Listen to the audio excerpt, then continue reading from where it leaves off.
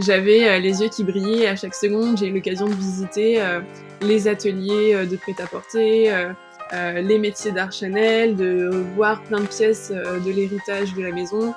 Donc autant de choses qui sont vraiment incroyables. J'ai eu l'occasion notamment de dîner au Ritz avec les participants. Salut, c'est Maxence et vous écoutez Wannabe, le podcast qui vous aide à trouver le stage de vos rêves. Chaque semaine, je rencontre un stagiaire pour avoir des insights sur son quotidien, ses missions, le recrutement et l'ambiance dans son stage. Aujourd'hui, je rencontre Amélie en stage chez Chanel en tant que chef de projet. Je vous souhaite une bonne écoute et bienvenue dans Wannabe.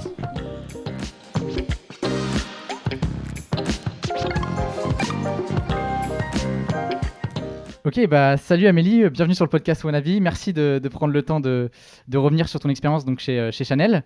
Est-ce que dans un premier temps, tu peux te présenter et puis ton stage aussi ? Ouais, salut tout le monde. Merci Maxence de me laisser l'occasion de parler de mon stage. Du coup, je m'appelle Amélie Fournier et je suis actuellement donc étudiante au sein de Schema Business School.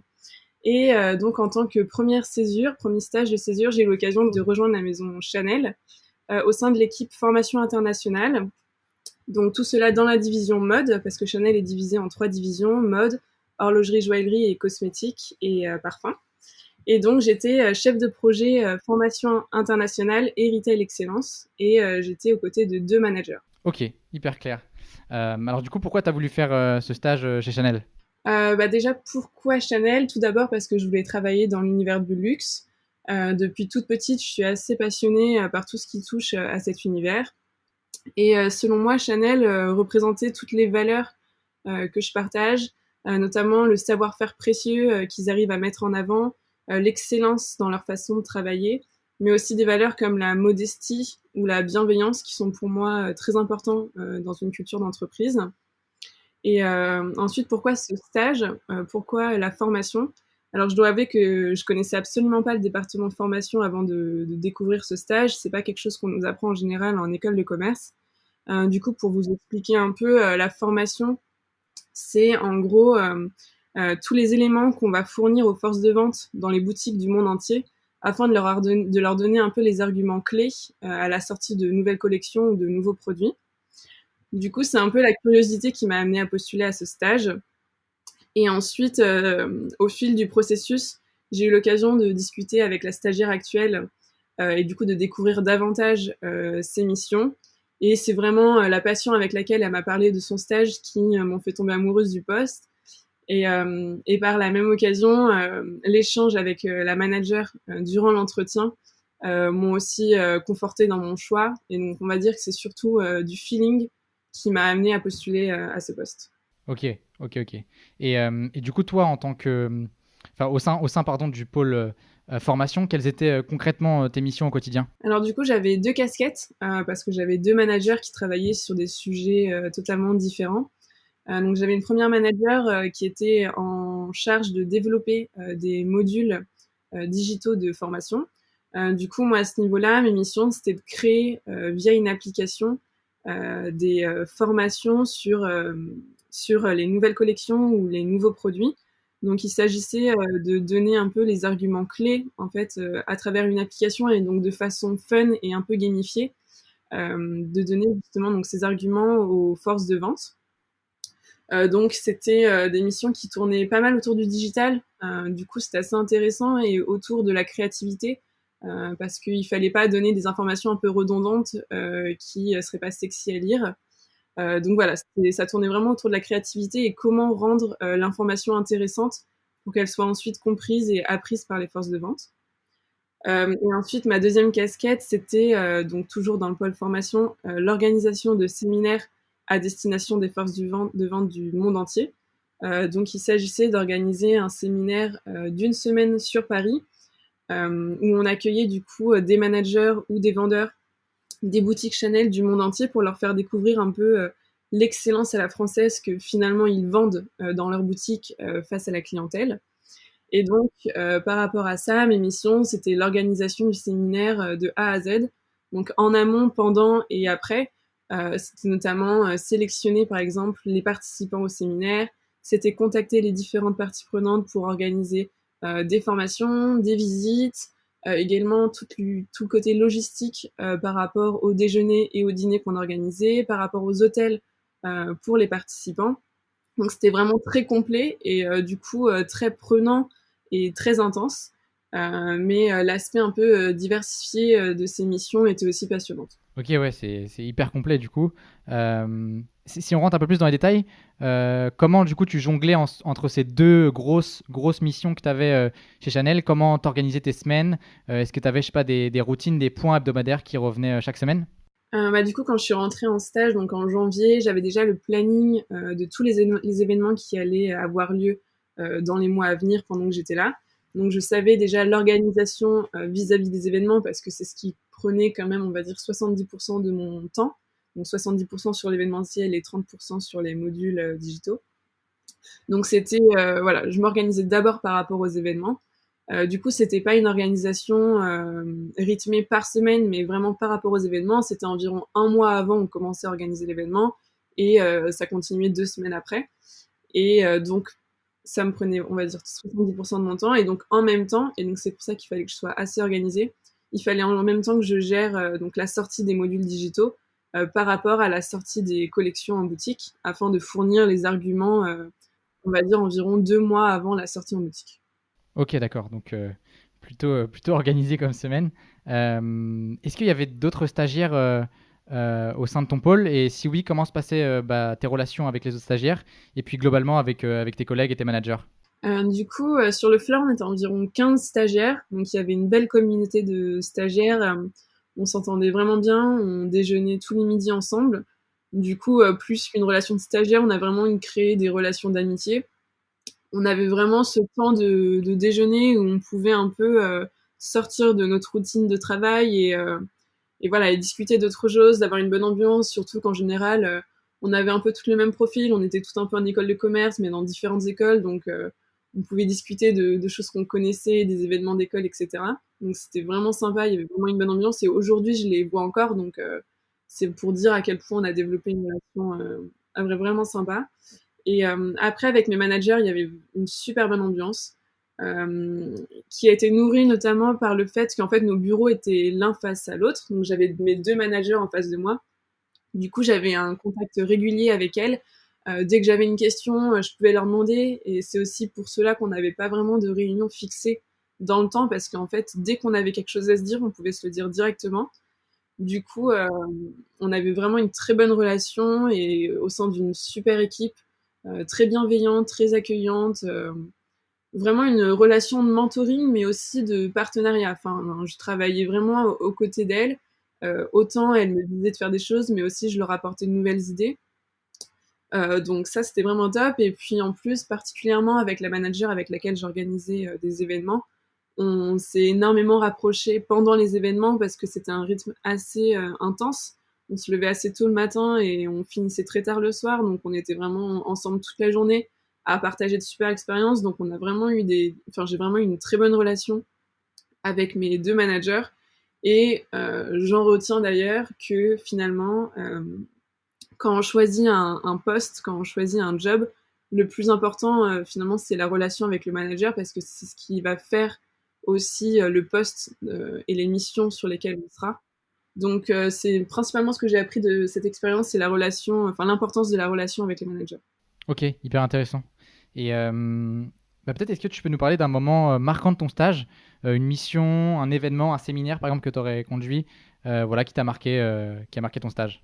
Ouais, alors pendant mon stage, j'ai eu l'occasion de développer du coup, enfin d'organiser 5 séminaires et on va dire que le premier c'était le plus marquant parce que c'était la première découverte du coup des activités qu'on organisait au sein du séminaire et en fait ce qui était intéressant c'est que non seulement je l'organisais mais j'y assistais également. Donc même si j'organisais de A à Z et que je devais toujours avoir un œil sur la logistique, je pouvais aussi profiter de l'événement en tant que finalement participante. Et du coup, j'ai eu l'occasion de voir des choses exceptionnelles que j'aurais jamais l'occasion de revoir en tant que personne lambda. Donc, enfin, j'avais les yeux qui brillaient à chaque seconde. J'ai eu l'occasion de visiter les ateliers de prêt-à-porter, les ateliers de fabrication des sacs à main, les métiers d'art Chanel, de voir plein de pièces de l'héritage de la maison. Donc autant de choses qui sont vraiment incroyables. J'ai eu l'occasion notamment de dîner au Ritz avec les participants. Donc voilà, c'est des choses qu'on n'a pas l'occasion de faire tous les jours et qui, à la fois, du coup, communiquent aux participants le côté très savoir-faire précieux et tout le luxe qu'on peut découvrir à Paris. Et donc j'ai vraiment eu cette chance de pouvoir également y assister. Et ensuite, donc le séminaire, tout au long du séminaire, on tisse un lien assez fort avec les participants parce que du coup, on est quand même avec eux toute la journée. Et à la fin du séminaire, je diffuse, enfin, je crée, je monte une vidéo avec plein de souvenirs du séminaire. Et du coup, là, c'est un peu le moment émotionnel du séminaire où il y a les participants qui ont un peu les larmes aux yeux parce qu'ils finalement ils sont tristes de repartir dans leur routine et c'était beaucoup de moments forts pendant le séminaire. Et donc c'est là où on se dit bon bah j'ai réussi mon job, c'est fait quoi. Enfin ils sont hyper contents, ils veulent pas repartir et c'est un moment où on a énormément de reconnaissance et je trouve que c'est très important parce que du coup on n'est pas frustré, on a organisé un événement magnifique et exceptionnel. Les participants sont contents, ne veulent pas repartir. Et donc, c'est un moment très, très, très agréable en tant que. Enfin, pour les personnes qui ont organisé l'événement. Donc, c'est vraiment des souvenirs que je garderai à vie et qui, en plus, enfin, où j'ai les photos, etc., pour m'en souvenir. Donc, c'est vraiment c'est de superbes émotions. Ok, hyper intéressant. Euh, et du coup, au regard, toi, de ces 6 mois de stage, qu'est-ce que tu penses avoir appris pendant ce stage en termes de hard skills et soft skills? Je dirais que c'est avant tout des soft skills, du coup, par rapport à l'organisation événementielle. Donc, j'ai développé énormément mon organisation. Également du fait d'avoir deux managers, de devoir jongler entre des missions différentes. Notamment ma rigueur, parce que bah, du coup, faut pas faire d'erreurs dans l'organisation des événements. Il faut être sûr que tout sera amené de façon donc efficace, sans qu'il y ait de petits couacs. Il faut toujours être sur ses gardes pour prévenir une erreur ou quelque chose qui se passerait mal pendant l'événement. Ensuite, j'ai pas mal développé mes compétences en termes d'aisance à l'oral, parce que du coup, et en anglais notamment, parce que donc on est toujours entouré d'une communauté internationale, et donc faut ne pas avoir peur de prendre la parole face à eux, alors que ça peut être un peu intimidant parce que c'est quand même des managers qui sont au sein de la maison depuis des fois 40 ans, donc qui viennent assister à un séminaire à Paris, et donc toi, tu es une petite stagiaire à côté, donc c'est un peu intimidant.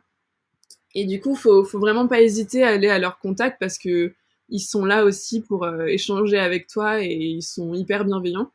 Donc je pense que j'ai pas mal appris sur ouais, mon relationnel euh, et mon aisance à l'oral. Et ensuite, par rapport plus à la formation en général, j'ai quand même développé des connaissances sur la formation et comment appréhender des connaissances et les restituer pour que les forces de vente, du coup, les apprennent avec pertinence. Et donc, comment développer des programmes et donc des choses beaucoup plus complexes pour finalement que l'information arrive aux oreilles des forces de vente et que tout cela découle de façon efficace. Mais voilà, c'est principalement des soft skills que j'ai appris pendant ce stage.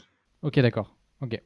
Et si on revient un petit peu sur le recrutement, comment tu as eu le stage? Comment s'est déroulé le process? Je sais pas, les questions que tu as pu avoir, le nombre d'entretiens que tu as pu passer. Est-ce que tu peux revenir là-dessus? Du coup, j'ai postulé naturellement avec un CV, une lettre de motivation, et ensuite j'ai été rappelée par une entreprise en fait qui fait la première sélection parmi les CV, donc qui travaille avec Chanel, mais Chanel ne s'occupe pas de la première sélection.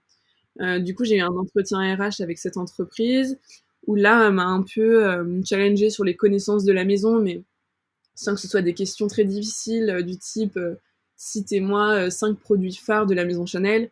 Donc là, si on s'est intéressé un minimum à la maison, on est capable de répondre sans souci.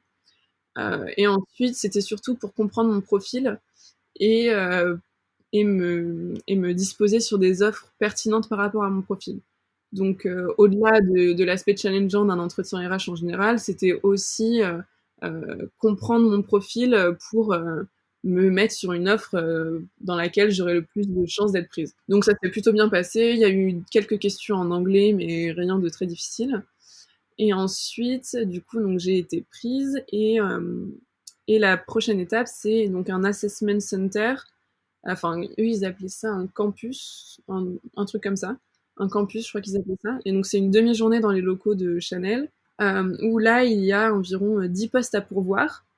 Mais quand toi, tu arrives, tu es placé directement sur une offre, donc sur laquelle tu as pu travailler préalablement. Et donc, en fait, il y a, je dirais, une quarantaine de candidats qui sont là pour des postes différents. Et donc, au début, tu as un peu une présentation de la maison Chanel, avec un petit caout sur les connaissances Chanel, mais donc, qui n'est pas noté. Et après, ce qui est intéressant, c'est qu'il y a tous les managers qui sont là pour les 10 postes à pourvoir et qui présentent leurs postes. Donc, toi, en général, tu écoutes forcément la manager qui est concernée par le poste pour lequel tu viens. Mais tu as aussi l'occasion d'écouter les autres managers qui parlent de postes différents. Et à la fin, les RH ils nous ont dit, si jamais il y a d'autres postes qui vous ont intéressé au-delà de celui pour lequel vous êtes venu, vous pouvez venir me voir et on essaiera d'arranger un entretien. Donc j'ai trouvé ça assez cool. Et en fait, la petite histoire, c'est que moi, je venais pour une offre qui était purement en événementiel et que finalement, j'ai eu le feeling pour les managers pendant leur présentation, donc pour le poste dans lequel finalement j'ai été pris. Et donc, je suis allée voir le RH à la fin de la présentation et je lui ai demandé si c'était possible justement de passer un autre entretien. Et du coup, voilà, finalement, j'ai été prise pour le poste pour lequel je n'étais pas venue. Et donc, c'est là où j'ai trouvé ça intéressant, ce format, c'est parce que du coup, on vient vraiment pour un poste qui correspond à ce qu'on recherche et les managers sont hyper bienveillants pendant les entretiens. Ils sont vraiment là pour voir s'il y a le feeling entre le manager et le stagiaire et c'est ce qui finalement a fonctionné pour moi parce qu'on a eu directement le feeling avec la manager. Et voilà, finalement, j'ai été prise. Donc en fait, rien de très compliqué.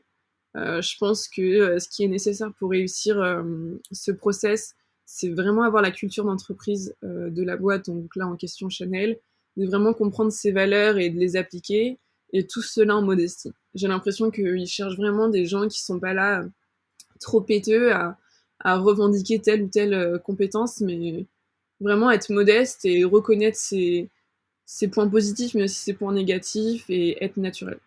Ok, merci pour tous ces conseils.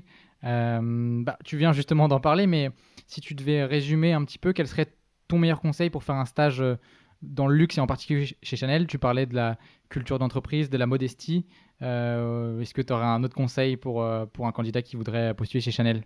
Je pense que premièrement, pour travailler dans le luxe, il faut être passionné par la maison ou le produit sur lequel on va travailler. Et il faut aussi avoir un savoir-être qui est assez propre à l'univers du luxe. Donc déjà avoir ces deux éléments-là.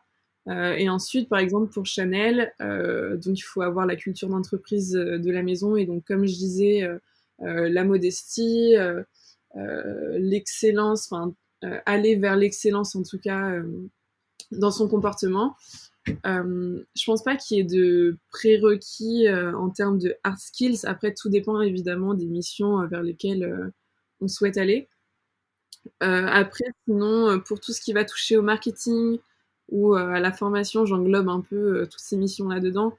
Je dirais que un des éléments qui pourrait être important, c'est avoir une sorte de sensibilité esthétique, car quand on travaille dans le luxe, on est quand même amené à avoir, on nous demande d'avoir certaines compétences en termes de visuel et en termes de, c'est bête, mais mettre en page un PPT, il faut quand même être capable de le faire avec une certaine sensibilité esthétique, car on travaille dans un domaine qui est très axé sur le visuel. Donc je dirais qu'à la limite, voilà, c'est ça, mais je pense que c'est surtout des soft skills et fitter avec la culture d'entreprise dans laquelle on postule. Ok, écoute, merci beaucoup Amélie pour tous tes conseils. Est-ce que les gens peuvent te contacter si jamais ils ont des questions plus précises sur ton stage? Oui, bien sûr. Pas de problème, sur LinkedIn, je suis disponible sans problème. Ok, donc Amélie Fournier sur LinkedIn. Écoute, merci beaucoup Amélie et puis bonne continuation. À toi aussi. Merci à tous d'avoir écouté jusqu'à la fin. Si jamais l'épisode vous a plu ou vous souhaitez le soutenir, N'hésitez pas à laisser un commentaire sur Apple Podcast ou vous abonner sur Spotify. Enfin, si vous avez des feedbacks ou vous souhaitez que j'interviewe un stagiaire en particulier, n'hésitez pas à me contacter à maxence@lajpea.fr. À bientôt.